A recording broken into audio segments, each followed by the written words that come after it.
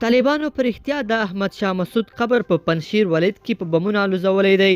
په ټولنیزو رسنیو کې کوم انځورونه خپریږي طالبانو څه غبرګون ښودلی دی.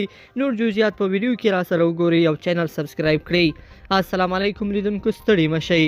په پنجشیر کې نوي امنیتي مسؤلین وایي په ټولنیزو رسنیو کې د احمد شاه مسعود د قبر د دغه عکس جعلي او فوټوشاپ دی چې قبر ته کومه صدمه نه ده رسېدلې او یو ځانګړی ډلګۍ د قبر ساتنه هم کوي.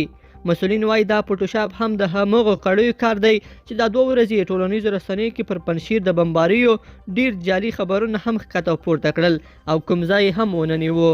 بلخوا د ترکیې د بهرنیو چارو وزیر مولود چاوشوغلو ویلي چې ترکیه په کابل کې د حامد کرزي هوایي ډګر د بیا پالېدو په اړه له قطر، امریکا او طالبانو سره په خبرو بوخته ده. نوموړي له NTV سره په خبرو کې زیاته کړې ده چې د دوی یو 19 کسیز تخنیکي ټیم په کابل کې وو چې له قطر او طالبانو سره د دغه هوایي ډګر د بیا پالېدو او امنیت په اړه خبرې درلودې. غلو ټینګار کړی دی چې د کابل هوایي ډګر امنیت مهمه موضوع ده. طالبان کولی شي د دغه ډګر شاوخوا امنیت ونیسي، خو په خبرې د دغه ډګر دننه امنیت د ډاډ وړ میکانیزم ته اړتیا لري چې باید خبرې پرې وشي.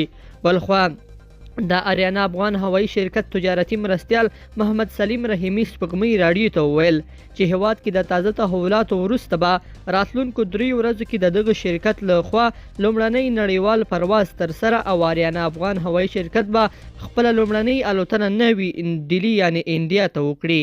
لیدونکو په دې هیله چې دا مطلب به مو راسره تر پایه پورې لیدلی وي. که مو دغه ویډیو خوښه شوې ویډیو لایک کړئ او چینل سبسکرایب کړئ. تر بیا ښه وخت.